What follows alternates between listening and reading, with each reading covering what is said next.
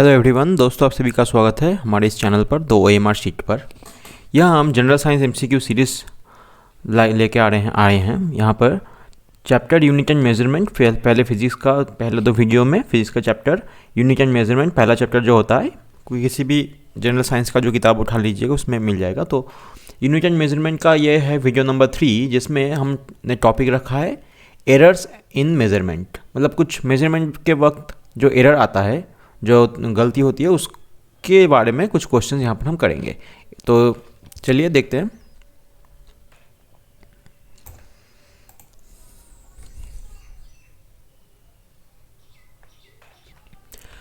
तो अभी जो अपकमिंग RRB का NTPC वगैरह एग्ज़ाम आने वाला है, उसमें ये बहुत काम आएगा, ये वीडियो, ये MCQ सीरीज़।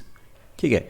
अब RRB के अलावा भी SSC CGL का भी एग्ज़ाम है, UPSC के एग्ज़ाम में भी ये कुछ चीज़ें काम आती हैं। तो UPSC का सिर्फ सिविल सर्विस नहीं, बहुत सारे जो एग्ज़ाम होते हैं उसमें भी ये सब काम आएंगे। तो देखते हैं 47 नंबर क्वेश्चन, 46 तक वीडियो, 46 का जो क्वेश्चन है वो पहले वीडियो में हो चुका है। तो 47 में क्या है, the mean length, the mean मतलब क्या है, average length of an object is 5 centimetre. The mean length of an object is 5 centimetre, which of the following measurement is the most accurate. इसमें पूछा है सबसे ज़्यादा एक्यूरेट मेजरमेंट कौन सा है। ABCD 4 ऑप्शन में से सबसे ज़्यादा एक्यूरेट ऑप्शन कौन सा है। अब देखिए, दो टर्म होता है, एक होता है एक्यूरेसी और एक होता है प्रिसीशन। एक्यूरेसी और एक होता है प्रिसीशन। एक्यूरेसी का मतलब होता है ये जो मेजरमेंट हमने किया है, ये 5 सेंटीमीटर, वो जो ऑब्जेक्ट दिया हुआ है उसका जो ट्रू वैल्यू, उसका जो एक्चुअल वैल्यू है इसके कितने करीब है। अगर ज़्यादा करीब है तो एक्यूरेसी ज़्यादा होगा, अगर कम करीब है तो एक्यूरेसी कम होगा। और प्रिसाइज क्या है, प्रिसाइज होता है कि एक चीज़ को, एक ऑब्जेक्ट को हम 2-3 इंस्ट्रूमेंट से मेज़र कर सकते हैं। अगर 2-3 इंस्ट्रूमेंट से मेज़र करते हैं, जैसे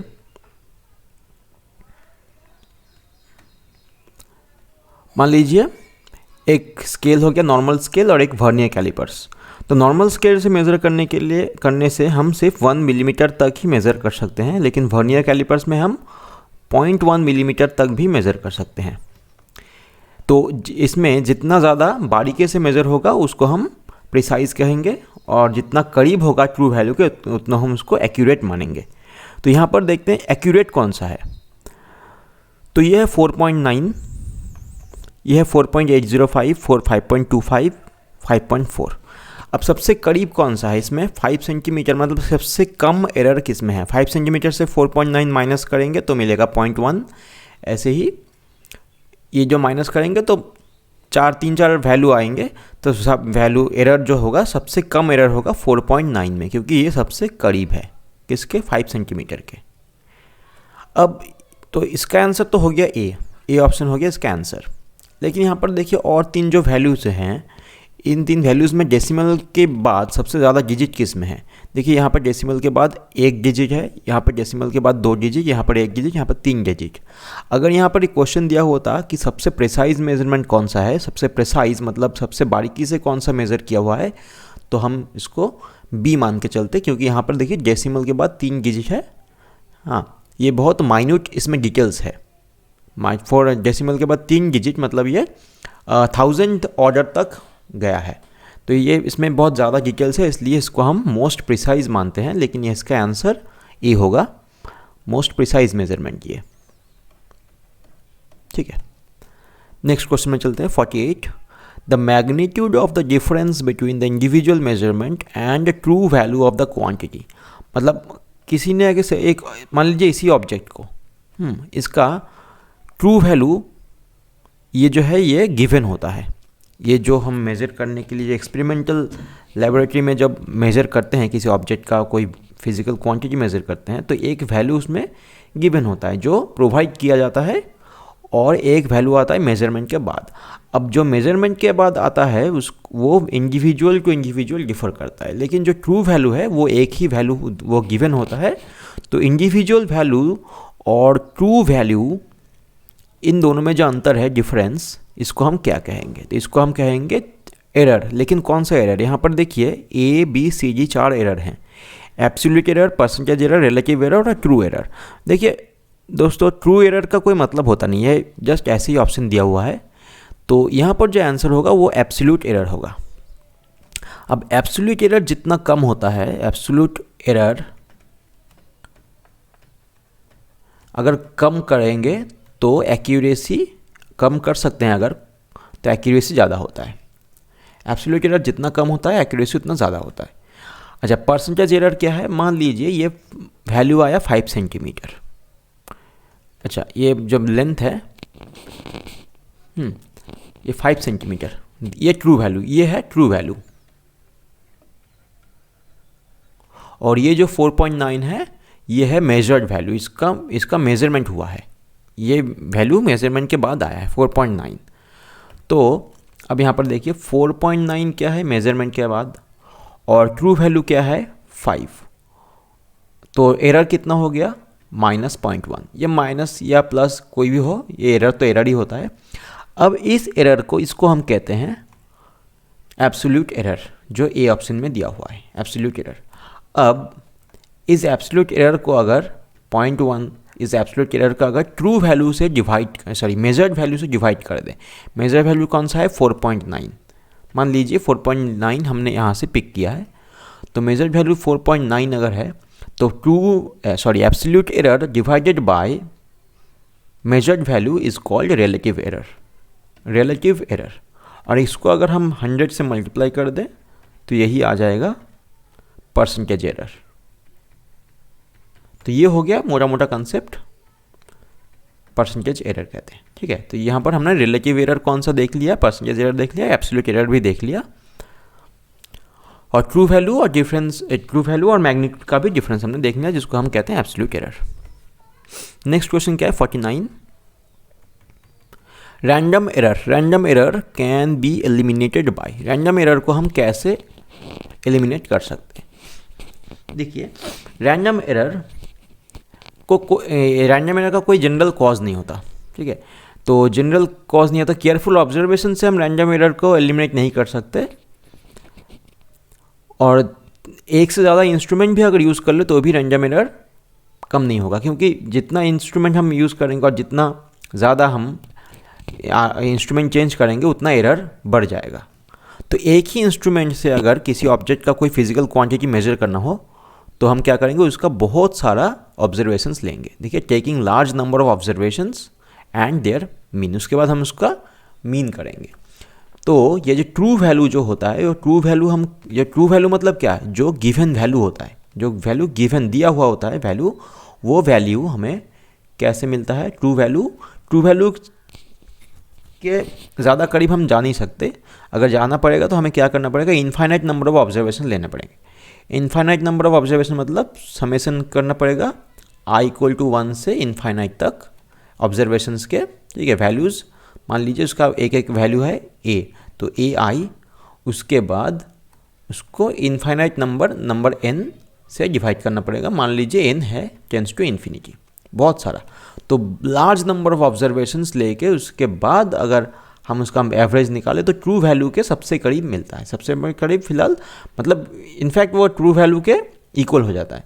लेकिन अगर इनफाइनाइट नंबर हम ऑब्जर्वेशन नहीं ले पाएँ, जो प्रैक्टिकली इम्पॉसिबल है, इनफाइनाइट नंबर ऑफ ऑब्जर्वेशन लेना इम्पॉसिबल, तो उसके लिए हम ज़्यादा से ज़्यादा इन ऑब्जर्वेशन लेने की कोशिश करते हैं, और जो वैल्यू आता है वो ट्रू वैल्यू के बहुत ही करीब, इसका मतलब वो एरर बहुत कम होता है। तो ये हो गया आंसर उसका। क्वेश्चन नंबर 50 देखते हैं अब। The dash is the error associated with the resolution of the instrument. अच्छा, रेजोल्यूशन क्या है? रेजोल्यूशन है कि एक इंस्ट्रूमेंट कितना डिटेल, मतलब कितना माइन्यूट, कितना सूक्ष्म डिटेल मेज़र कर सकता है। जैसे देखिए, एक स्केल हो गया सेंटीमीटर स्केल। सेंटीमीटर स्केल में जो मिनिमम गैप होता है दो लाइन के बीच में, वो होता है 1 मिलीमीटर। तो 1 मिलीमीटर हम मेज़र कर सकते हैं।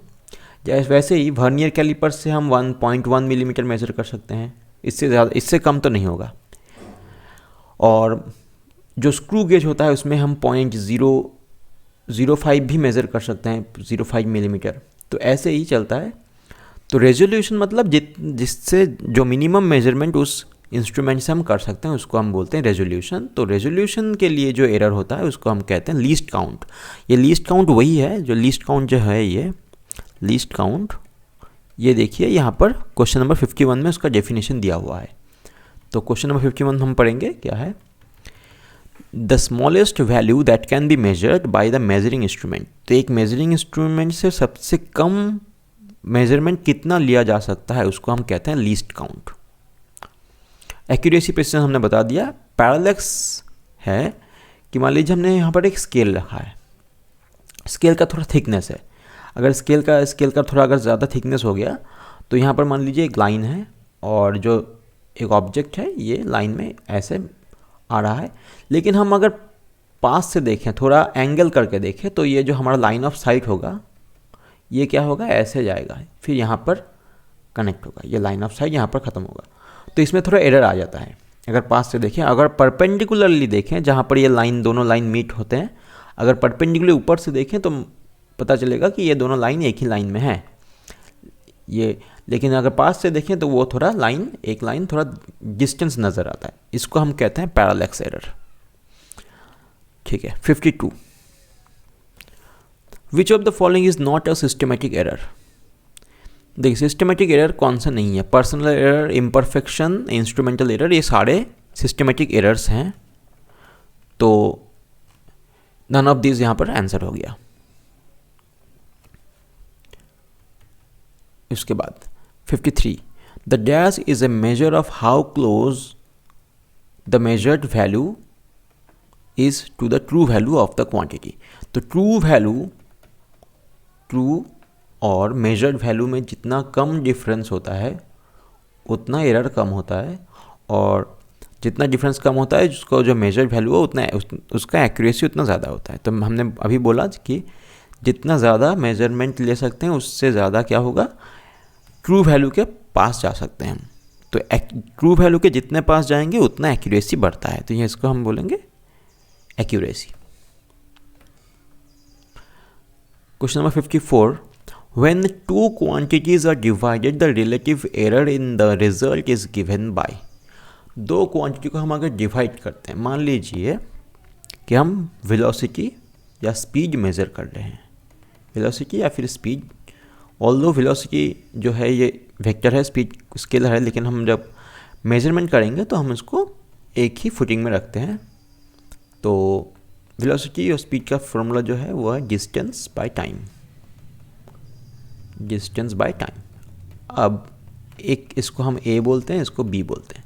तो हमने क्या किया, डिवाइड किया, ठीक है, दो क्वांटिटी को हमने डिवाइड किया, ए बाई बी। अब देखिए मेजरमेंट हम डिस्टेंस का मेज़र करें तो भी थोड़ा एरर आएगा, अगर टाइम का मेजरमेंट करें तो भी एरर आता है। तो यहाँ पर दो फिजिकल क्वांटिटी जिसमें दोनों में एरर आ सकते हैं, तो दोनों में अगर एरर आ सकता है तो इसको हम अगर डिवाइड करके कोई वैल्यू निकालते हैं, जैसे वेलोसिटी यहाँ पर आया है, तो जो रिलेटिव एरर है, रिलेटिव एरर मतलब क्या होता है, error bye measured value, error bye measured value. तो उसका क्या वैल्यू होगा, तो उसके लिए एक फॉर्मूला होता है। फॉर्मूला क्या है, मान लीजिए कि v equals to distance by time. तो इसका जो एरर होगा इसको हम कहेंगे डेल्टा, ये एरर के लिए डिनोट करते हैं, एरर के लिए ये साइन यूज़ करते हैं, डेल्टा बोलते हैं इसको, डिवाइडेड बाय v। ये देखिए ये हो गया मेजर्ड वैल्यू, ये इसको हमने मेज़र किया है, और मेज़र करने के बाद जो एरर आया है ये वाला ऊपर का जो है ये एरर है। एरर का अगर हम मेजर्ड वैल्यू से डिवाइड कर दे तो रिलेटिव आता है, रिलेटिव एरर। अब रिलेटिव एरर का जो फॉर्मूला होता है क्लास 11 के फर्स्ट चैप्टर में मिलेगा आपको ये। तो इसके लिए हम करेंगे क्या, delta G by D plus, यहाँ पर प्लस साइन होता है क्योंकि एरर सब हर वक्त ऐड होता है, एरर कभी माइनस नहीं हो सकता। हमें एरर को मिनिमाइज़ करना पड़ता है, लेकिन हमें लेकर चलना पड़ता है कि एरर अगर मैक्सिमम हो तो हमें मौका मिलेगा वैल्यू को ठीक ठाक, मतलब वो जो फाइनल जो रिज़ल्ट है उसमें थोड़ा अगर गड़बड़ भी हो गया तो अगर एरर के ऐड कर देते हैं हम तो इसमें प्रॉब्लम नहीं होता है। तो डी बाई टी यहाँ पर डेल्टा टी बाई टी होगा यहाँ पर। तो देखिए यहाँ पर क्या हुआ, रिलेटिव एरर ऐड हो गया, तो यहाँ पर क्या होगा, sum of the relative error in the individual quantities. Difference तो हम कभी ले नहीं सकते क्योंकि एरर को कम कर सकते हैं, लेकिन फॉर्मूला में हमें एरर को हमेशा ऐड करना पड़ता है। 55 The pitch and the number of circular scale divisions in a screw gauge with least count 0.02 mm are respectively। ये देखिए, ये जो सर्कुलर स्क्रू गेज का एक फॉर्मूला ही होता है कि पिच क्या है, पिच इक्वल्स टू, अच्छा सॉरी, ये जो हो गया इसका उल्टा, लीस्ट काउंट इक्वल्स टू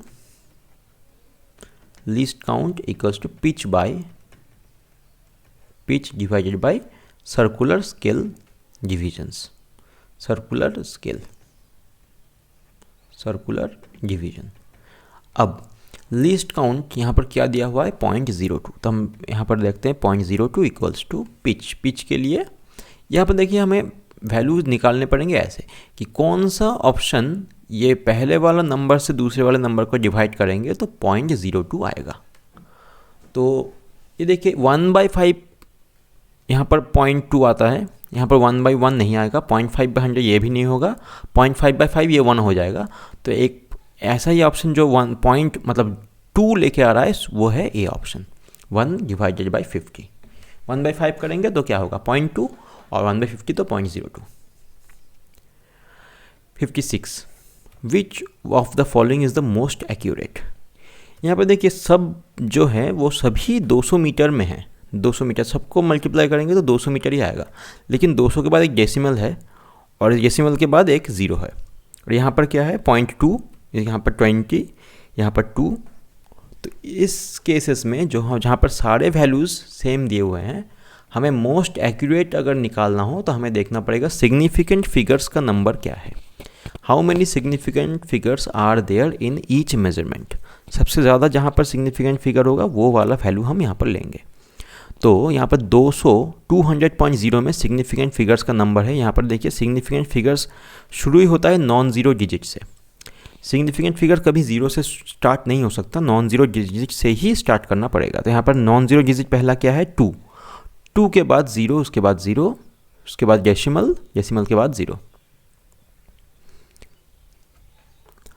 तो यहाँ पर सबसे ज़्यादा एक्यूरेट यहाँ पर देखिए, यहाँ पर सिग्निफिकेंट फिगर देखिए, पावर को छोड़ दीजिए, पावर में कोई सिग्निफिकेंट फिगर नहीं आता। तो यहाँ पर सिग्निफिकेंट फिगर 1 है, यहाँ पर भी 1 होगा, यहाँ पर भी 1 है, सबसे ज़्यादा सिग्निफिकेंट फिगर यहाँ पर A इसमें है। तो ये हो गया आंसर इसमें। चले आते 57 नंबर क्वेश्चन पर। 2 masses MA and MB, 2 mass दिया हुआ है MA और MB करके, are weighed using same weighing machine, एक ही मशीन से मेजर किया हुआ है। Absolute error and relative error in 2 measurements are, assume only systematic errors are involved. तो एब्सोल्यूट एरर किस में ज़्यादा होगा, ये देखिए अगर यहाँ पर सिस्टमेटिक एरर एक ही मशीन से है, एक ही मशीन से अगर सिस्टमेटिक एरर आता है तो वो दोनों में सेम होगा। एब्सोल्यूट एरर दोनों में सेम होंगे। अब रिलेटिव एरर किस में ज़्यादा होगा, किस में, देखिए रिलेटिव एरर का जो फॉर्मूला है वो है absolute error divided by measured value. अब एब्सोल्यूट एरर तो दोनों में सेम है, लेकिन मेजर्ड वैल्यू किसका ज़्यादा होगा, जिसका मास ज़्यादा होगा उसी का मेजर्ड वैल्यू भी ज़्यादा होगा। तो पहले बार में जो एब्सोल्यूट एरर आ रहा है उसको हम AE लिखते हैं, उसके बाद नीचे डिवाइड करते हैं MA, और दूसरे के लिए हम एब्सोल्यूट एरर सेम ही रहेगा AE, और डिवाइड करेंगे हम MB से। अब देखिए MA लेस देन MB दिया हुआ है, तो MA अगर लेस देन है तो 1/, करने के बाद वो ग्रेटर देन हो जाता है। तो पहले वाले का रिलेटिव एरर ज़्यादा होगा, दूसरे वाले का रिलेटिव एरर कम होगा। तो क्या लिखा है, absolute error same for both, relative error greater for MA, पहले वाले का ज़्यादा है, लेस वाले दूसरे वाले का कम है। तो ये हो गया आंसर इसका। 58 what is the reason for the occurrence of systematic errors in an instrument. एक इंस्ट्रूमेंट सिस्टमेटिक एरर जो होता है किस लिए होता है, तो वो होता है हाई यूज, बहुत ज़्यादा अगर यूज़ करेंगे तो इंस्ट्रूमेंट में कुछ वेयर एंड टीयर्स आते हैं, वेयर एंड टीयर्स। तो वेयर एंड टियर्स की वजह से इंस्ट्रूमेंट का जो मूवमेंट होता है वो दोनों तरफ एक समान नहीं हो सकता, एक इक्वली नहीं होता। मान लीजिए स्क्रू गेज है, स्क्रू गेज को हम अगर आगे की तरफ यहाँ पर ले जाएं तो जितना राउंड जाने के बाद उसका जो डिस्प्लेसमेंट जो होगा इसके लीनियर स्केल का, हाँ, अगर हम उसको एंटी क्लॉकवाइज मतलब इस तरफ भी घुमाएं तो उतना सेम टू सेम डिस्प्लेसमेंट नहीं हो सकता। ये क्यों होता है? वेयर एंड टियर आने के बाद थ्रेड में कुछ खराबी हो जाए या फिर मतलब बहुत ज़्यादा यूज़ करने के बाद कुछ इंस्ट्रूमेंट में फॉल्ट हो जाते हैं, उसको हम कहते हैं सिस्टमेटिक एरर्स। उसके बाद देखिए ना 59, which among the following is the supplementary unit. यहाँ पर सप्लीमेंट्री यूनिट कौन से हैं? तो हमें मालूम है सप्लीमेंट्री यूनिट दो होते हैं, एक होता है रेडियन और एक होता है steradian.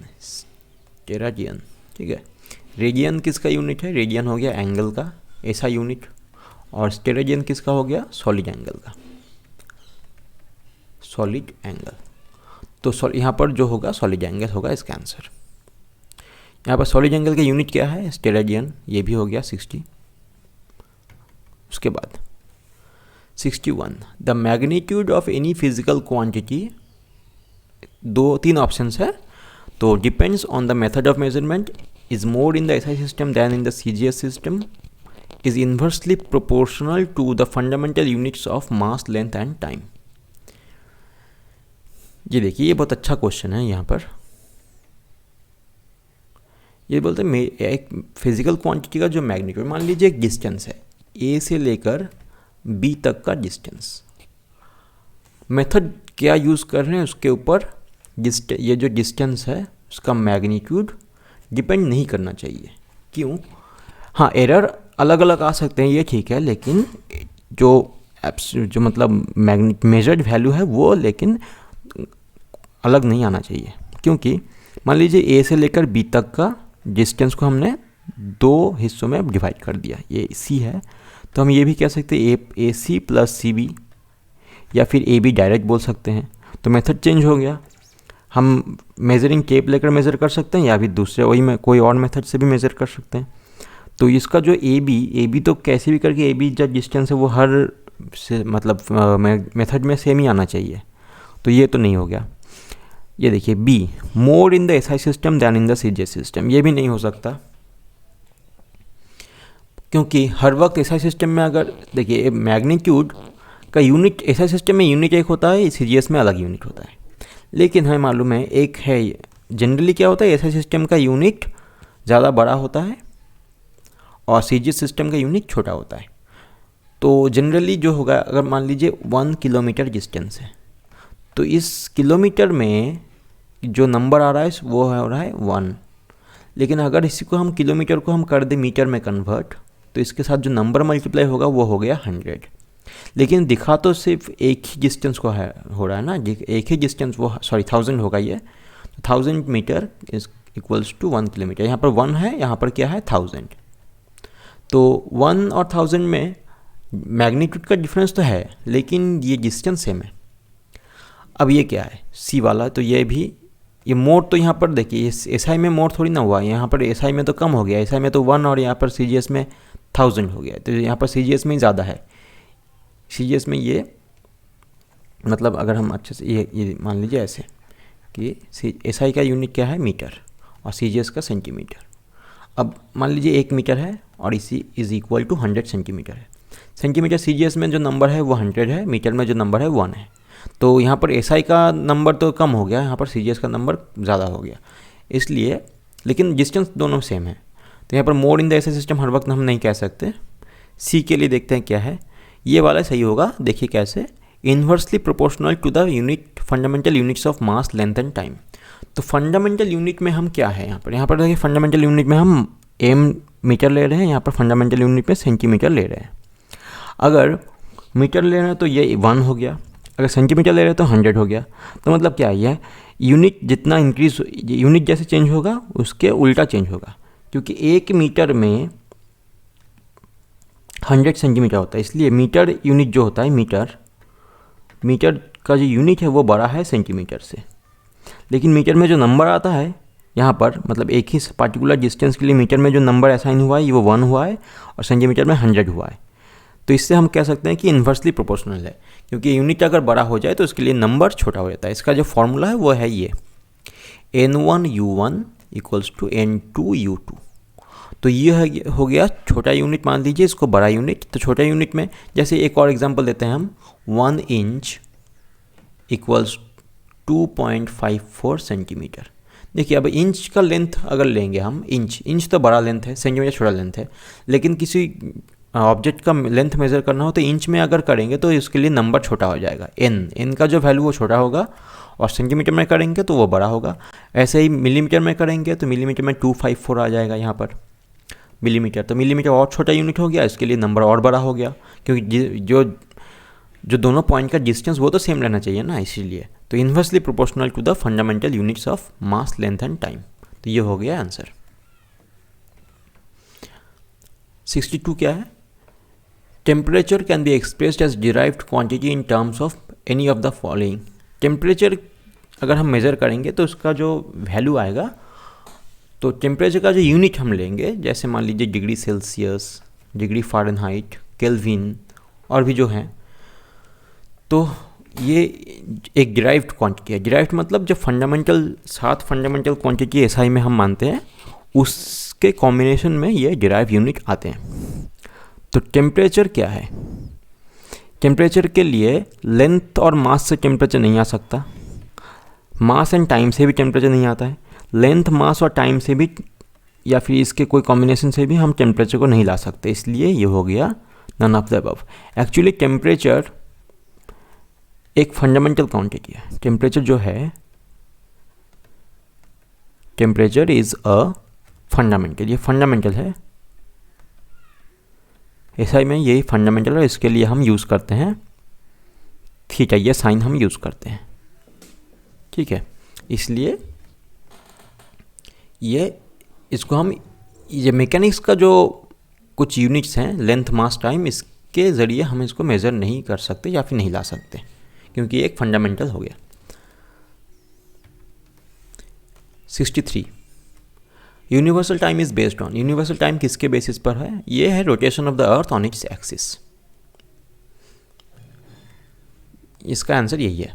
64 1 yard is equal to 1 yard, एक गज, हिंदी में इसको हम एक गज बोलते हैं। तो एक गज का जो दूरी है वो एसआई यूनिट में किसके इक्वल है? ठीक है, तो एक गज का दूरी किसके इक्वल है?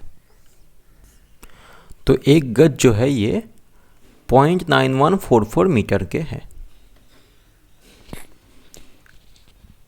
अब देखिए एक गज में 3 फीट होता है, 3 फीट, और 1 फीट में होता है 30.48 सेंटीमीटर। इसका मतलब 0.3048 मीटर। अब एक गज में अगर 3 फीट हो गया, इसको 3 से मल्टीप्लाई कर देंगे तो क्या होगा? इंटू 3 करते हैं तो हो गया 824,419। ये देखिए 0.9144 आ गया यहाँ पर। 65 which one of the following is a derived unit. ये डिराइव्ड यूनिट मतलब फंडामेंटल यूनिट के ज़रिए या फिर फंडामेंटल, कुछ फंडामेंटल, एक से ज़्यादा फंडामेंटल यूनिट को लेकर उसका कॉम्बिनेशन से कौन सा यूनिट ये होता है। तो मास एक फंडामेंटल है, लेंथ भी फंडामेंटल, टाइम भी फंडामेंटल, ये तीनों मैकेनिक्स के फंडामेंटल यूनिट्स हैं, ए, बी और सी। यूनिट ऑफ वॉल्यूम जो है ये होता है लेंथ को 3 बार मल्टीप्लाई करने से, मतलब लेंथ का क्यूब से, इसलिए ये वॉल्यूम हो गया डिराइव्ड यूनिट। 66 देखते हैं, which one of the following is not the unit of energy. ये एनर्जी का यूनिट कौन सा नहीं है? देखिए कैलोरी एनर्जी का है CGS वाला, जूल है SI वाला, इलेक्ट्रॉन वोल्ट है, ये इलेक्ट्रोमैग्नेटिक यूनिट है इलेक्ट्रॉन वोल्ट, तो इसको हम EV ऐसे डिनोट करते हैं। और वाट है, ये है पावर का, ये पावर का SI यूनिट है। तो ये वाला तो नहीं होगा, मतलब आंसर नहीं होगा, ये यूनिट तो है लेकिन आंसर नहीं है, तो यही होगा इसका आंसर, करेक्ट आंसर। नॉट दिया हुआ यहाँ पर, इसलिए वाट हो गया पावर का जो यूनिट का, एनर्जी का नहीं है। 67 में length can not be measured by. Length को हम किस यूनिट से मेज़र नहीं कर सकते? देखिए फर्मी क्या है? फर्मी है 10⁻⁻15 मीटर। माइक्रोन क्या है? 10⁻⁻6 मीटर। लाइट ईयर जो है वो, इसका वैल्यू हम नहीं लिख रहे हैं, वो एक साल में लाइट वैक्यूम में कितना दूर तक जा सकता है वो है लाइट ईयर। तो डी जो है वो लेंथ का यूनिट नहीं है। 68 a physical quantity is measured and its value is found to be n into u. तो n जो है वो न्यूमेरिकल हो गया, ये न्यूमेरिकल मतलब ये इसका जो नंबर हो गया, नंबर जो असाइन हो गया, मान लीजिए 30 सेंटीमीटर में, सेंटीमीटर हो गया यूनिट और 30 हो गया n और u हो गया unit. Then which of the following relation is true. तो हमने अभी थोड़ी देर पहले किया है कि n is proportional to 1/u। जितना ज़्यादा बड़ा यूनिट लेंगे उसके लिए नंबर उतना छोटा लगेगा। 69 में क्या है, number of base units is, कितने सारे SI यूनिट में बेस यूनिट रहते हैं, तो ये होता है 7। क्या क्या, length, mass, time, amount of substance जिसका यूनिट है मोल, अमाउंट ऑफ सब्सटेंस। अच्छा, इसका यूनिट क्या है, मीटर, इसका यूनिट हो गया kg, इसका यूनिट हो गया सेकेंड। अमाउंट ऑफ सब्सटेंस के लिए हम यूज़ करेंगे मोल, ये 4 हो गए। टेम्परेचर का एक है केल्विन, और इसके बाद जो है क्या है यहाँ पर 1 2 3 4 5 हो गया ना। यहाँ पर लुमिनस इंटेंसिटी एक है, लुमिनस इंटेंसिटी, जिसके लिए हम यूज़ करते हैं कैंडेला।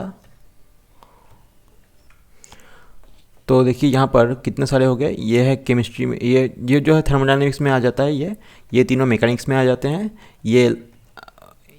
ये शायद इसको हम ऑप्टिक्स में, लाइट में यूज़ करते हैं। और एक है इलेक्ट्रोमैग्नेटिक का यूनिट जो एम्पियर, एम्पियर जो इलेक्ट्रिक करंट का यूनिट है, इलेक्ट्रिक करंट। तो ये 7 फंडामेंटल या बेस क्वांटिटीज़ है यहाँ पर, ये यूनिट, और बाकी यहाँ पर ब्रैकेट में यूनिट्स लिखे हुए हैं। क्वांटिटी है लेफ्ट में और यहाँ पर यूनिट।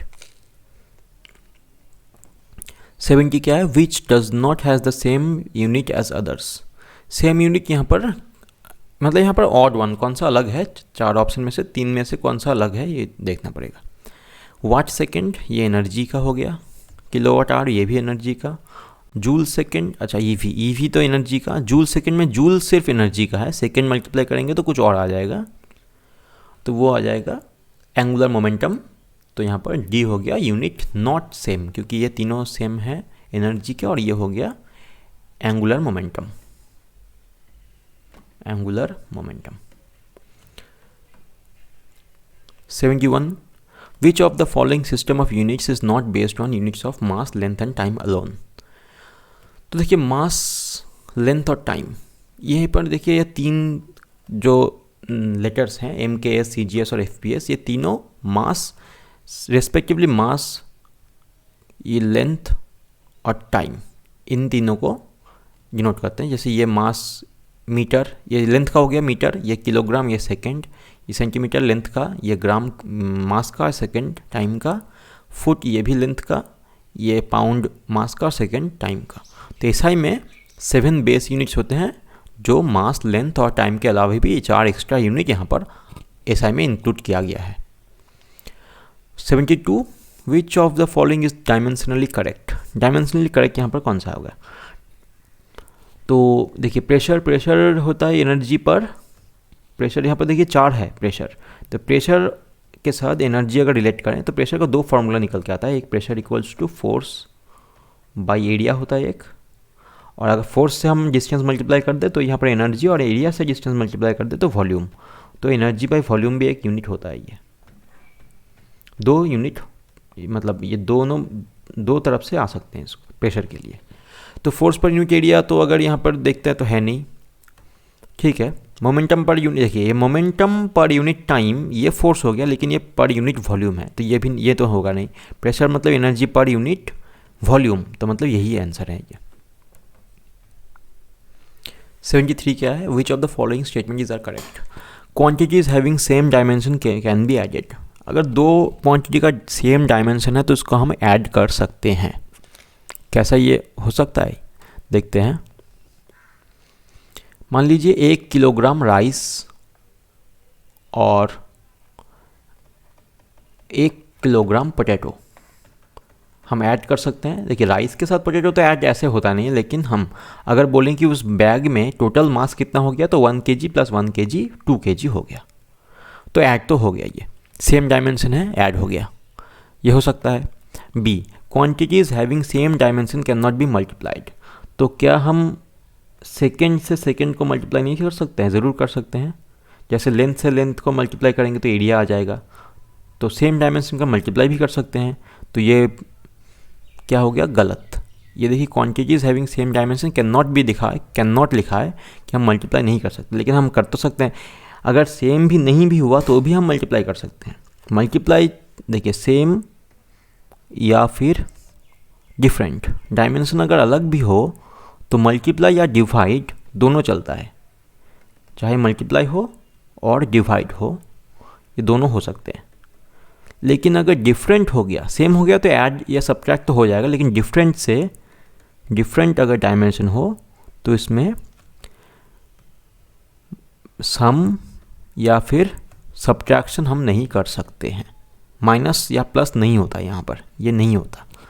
तो ये ए ठीक है, बी गलत है, तो इसके लिए सिर्फ ए आंसर होगा। 74, the physical quantity has no dimension. कोई भी डायमेंशन नहीं है, किसका? तो देखिए, एंगुलर वेलोसिटी का डायमेंशन है, या इसका भी है, इसका भी है। स्ट्रेन का कोई डायमेंशन नहीं है। मान लीजिए एक वायर है, तो वायर को हमने यहाँ पर फिक्स कर दिया, उसके बाद यहाँ पर हम फोर्स लगा रहे हैं, तो वायर का थोड़ा लेंथ इंक्रीज होगा। मान लीजिए ये वाला लेंथ इंक्रीज हो गया, इसको हम डेल्टा एल बोलते हैं, और ये हो गया एल ओरिजिनल लेंथ। तो स्ट्रेन का जो डेफिनेशन है वो है dimensional change divided by original dimension.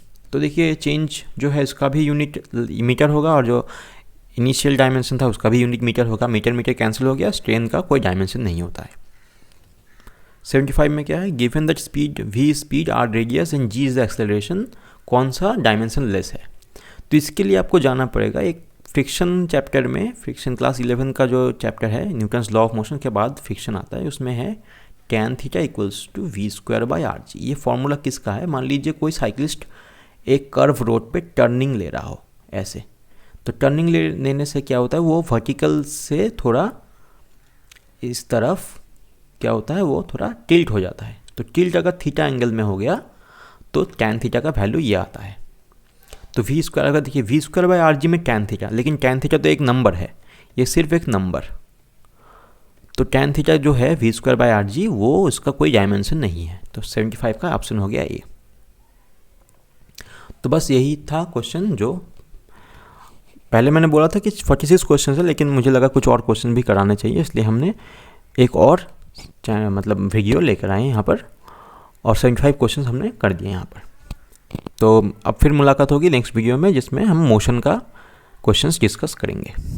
तो तब तक के लिए take care and have fun reading.